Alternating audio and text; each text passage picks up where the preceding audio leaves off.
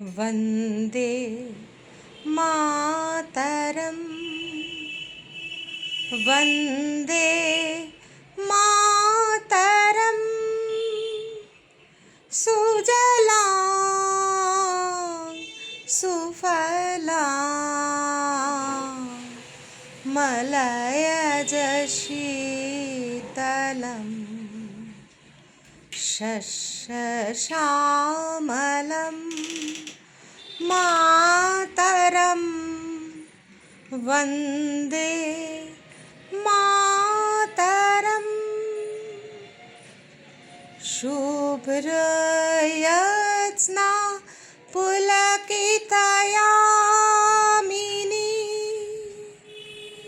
फुल्लकुसुमिता द्रुमदलशोभिनी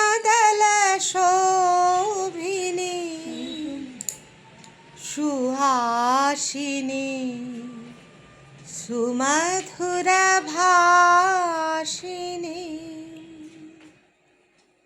রাধে রাধে বন্ধুরা, আশা করি আপনারা সবাই ভালো আছেন।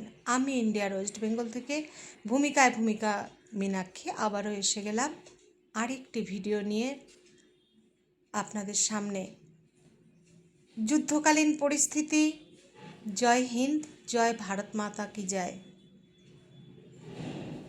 বন্দে মাতরম, বন্দে মাতরম, বন্দে মাতরম।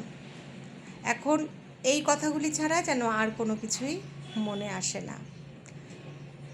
হ্যাঁ, আমি ভারতবাসী, আমার গর্ব অবশ্যই, কিন্তু তবুও কোথাও যেন মনে হচ্ছে যে শান্তি চাই, শান্তি চাই, শান্তি চাই। যাই হোক, তর্ক বিতর্কে আসছি না। হ্যাঁ, প্রতিশোধ তো নিতেই হবে। এখনও যদি পাকিস্তান ভেবে থাকে যে ভারত দুর্বল,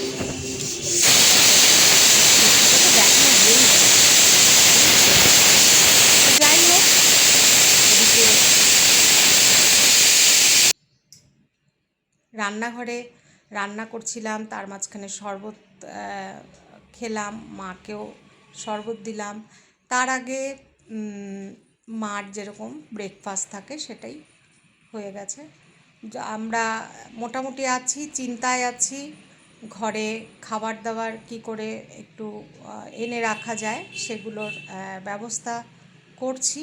জাস্ট আপনাদের ভয়েস দিতে বসেছি, সেই ভিডিওটা করতে পারলাম না। তখন মেয়ে যেগুলো লাগবে, মানে মাসের বাজার হয়ে গেছিলো, তারপরেও যা লাগবে সেগুলো মানে এক্সট্রা কিছুটা ঘরে রাখার জন্য, কোন সময় কোন দরকার হয় সেই জন্য সেটা জিনিসটা আসলো, অনলাইনেই অর্ডার দেওয়া হলো। আর এখন চালটা আসবে, কারণ আমি টেনে আনতে পারবো না। হ্যাঁ, মেয়ের জন্য চিন্তায় আছি, যেহেতু বাইরে থাকে। তো তবু আমি জানি না কী হবে, তবুও আমার মনে হচ্ছে যেন ওয়েস্ট বেঙ্গলে, মানে আমাদের বিশেষ করে নর্থ বেঙ্গলের অবস্থা তো ঠিক নেই। তো যার জন্য আমি বলেছিলাম যে তোকে এখন আসতে হবে না, তুই ওখানেই থাক। তো যাই হোক, আজকে একটু আগে নিউজে দেখলাম যে কলকাতাকে অ্যালার্ট করা হয়েছে, দমদম বিমানবন্দর। যাই হোক, আমাদের শিলিগুড়িতেও যেই জায়গা আছে, যে বর্ডারগুলো আছে, সেখানে মিসাইলসের ব্যবস্থা করা হয়েছে। মাত্র আমি এই নিউজেই খবরগুলো দেখছি, সেটাই আপনাদের সাথে শেয়ার করলাম আমাদের অবস্থা। সাইরেন দিয়ে যখন গাড়ি যাচ্ছে তখন সত্যি বুকটা মানে একটা আতঙ্কে আতঙ্কিত। যদিও হ্যাঁ, একদিকে মনে হচ্ছে যে সত্যি প্রধানমন্ত্রীর এরকমই হওয়া উচিত ছিল এবং সেটা করে উনি দেখাচ্ছেন। কিন্তু যাই হোক, এদিকে তো কাজকর্ম তো সংসারের করতেই হবে। গতকাল ভিডিও দিতে পারিনি, মানে ওই নিউজ দেখতে দেখতে না মানসিকভাবে আমি একটু ডিপ্রেশনে চলে যাচ্ছি মনে হয়। তো মেয়ে আমাকে বললো, মা নিউজ দেখো না। তো যাই হোক, সে দেখা যাক। আরে ব্যাপারটা কি বলুন তো, যাই হোক কথাটা বলা কিন্তু আমার একটা মুদ্রাদোষে পরিণত হয়ে গেছে। তো ঘরের সব কাজ তো দেখানো হয়নি, ভিডিও করতে ইচ্ছা করে না আজকাল। আর মানুষ এখন সবাই আমরা মোবাইলে কিংবা টিভিতে আমরা আমাদের এই যুদ্ধকালীন পরিস্থিতির দিকেই তাকিয়ে আছি। সুতরাং ব্লগ করার মতো এখন সত্যি মানসিক কোনো এনার্জি নেই। আজকাল বাইরে যেতেও ভয় হচ্ছে। হ্যাঁ, তো কী করব, আমার মাকে নিয়ে আমাকে সব কিছুই ঠিকঠাক মতো চালাতে হবে, চেষ্টা করতে হবে। আর আপনারাও জানি যে সবাই ভালো থাকবেন, এবং আমি যেভাবে চেষ্টা করছি যে খাবার দাবার, এর আগের দিনের ভিডিওতেই আমি বলেছিলাম যে চিন্তা করছিলাম কিভাবে কি করব। হ্যাঁ, আমাদের 1 মাসের মধ্যে যদি এরকম 2বার করে মাসের বাজার তোলা হয় এক্সট্রা জিনিস, তাহলে সেটা আমাদের চাপের হয়ে যায়, কিন্তু কিছু করার নেই। যাই হোক, তবু আমাদের মুখ্যমন্ত্রী বলেছেন যে জিনিসপত্রের দাম বাড়াতে না।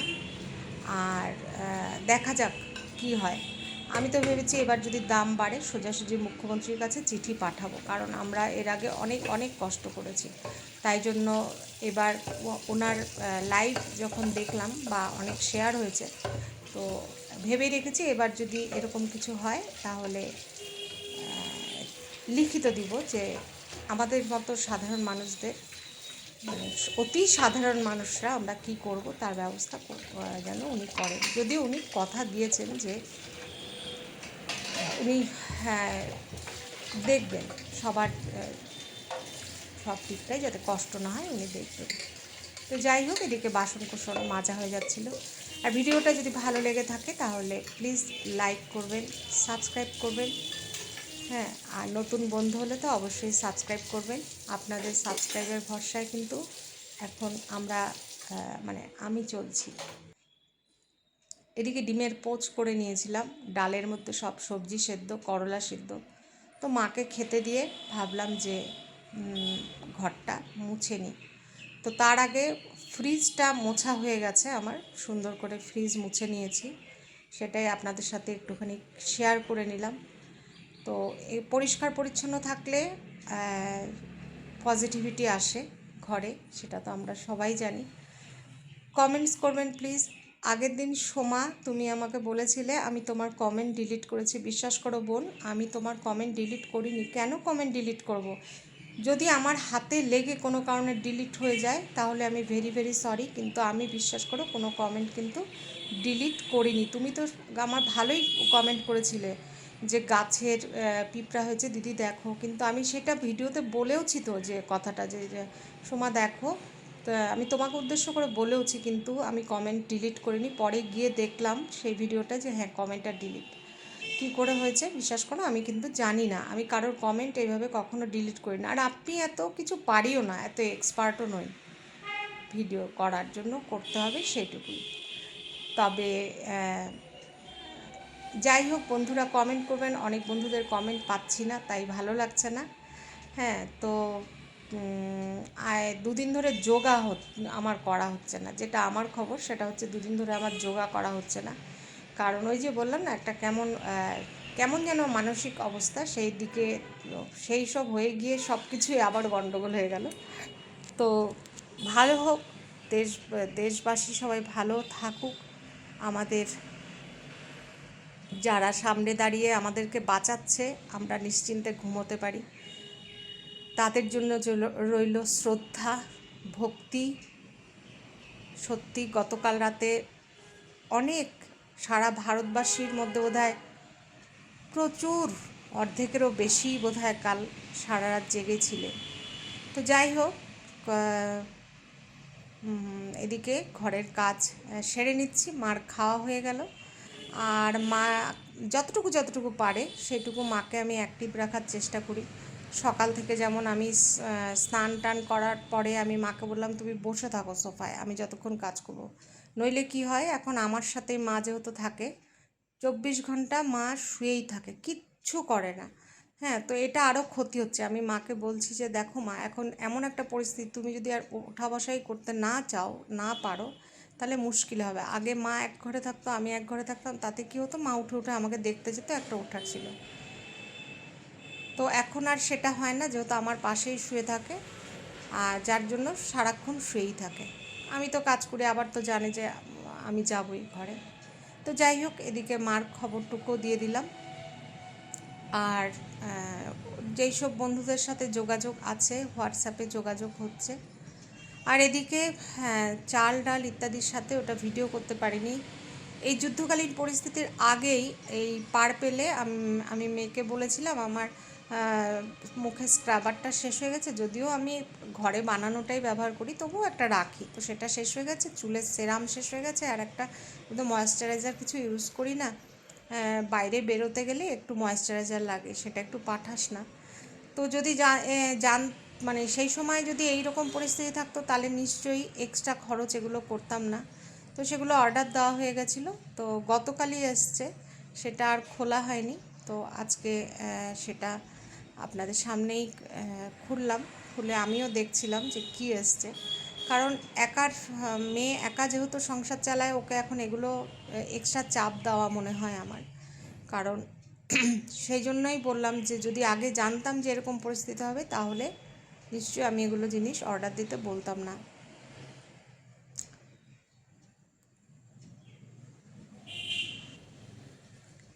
এই যে জিনিসগুলো এসছে সেগুলো একবার আপনাদেরকে ভালো করে দেখিয়ে দিচ্ছি।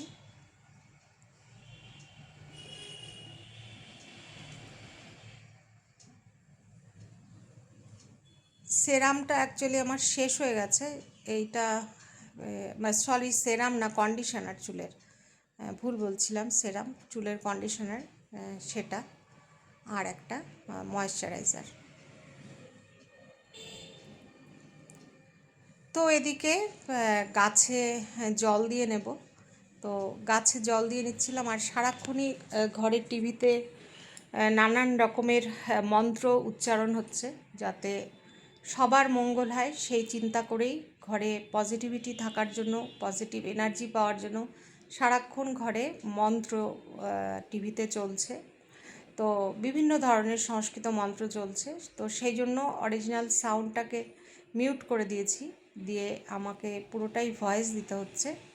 আর তার মাঝখানে আজকে একটা ইসেও দেখলাম, ওয়েব সিরিজও দেখলাম, কিছুটা মনকে ভালো করার জন্য, কারণ সারাক্ষণ এই নিউজ দেখছি, তো তো সেখান থেকে একটু বাইরে বেরোনোর জন্য একটা ওয়েব সিরিজও দেখলাম। তো এই যে গাছে জল দিয়ে নিচ্ছি। তো বন্ধুরা, একদম ভিডিওর শেষ পর্যায়ে চলে এসেছি। সবাই ভালো থাকবেন, সবাই সবাই মানে সবার জন্য প্রার্থনা করছি, সারা দেশবাসীর জন্য প্রার্থনা করছি, সবার মঙ্গল কামনা করছি। আর আপনারাও আমাদের জন্য একটুখানি প্রার্থনা করবেন। মানে আমি যেহেতু একা থাকি, একা, মা তো থাকে ঠিকই, কিন্তু যেহেতু মাকে নিয়ে আমি একা, আমরা সবাই যেহেতু অনেক বাইরে বাইরে, মেয়ে এক জায়গায়, আমি মাকে নিয়ে এক জায়গায়, হ্যাঁ, তো সেই জন্য আমরাও যাতে একটু ভালো থাকি সেটাও একটু প্রার্থনা করবেন। আর কি, এই যে সাইরেন বাজলেই ভয় লাগছে, আতঙ্ক, তবুও সগর্বে বলবো, ভারত মাতা কি জয়, জয় ভারত, জয় হিন্দ।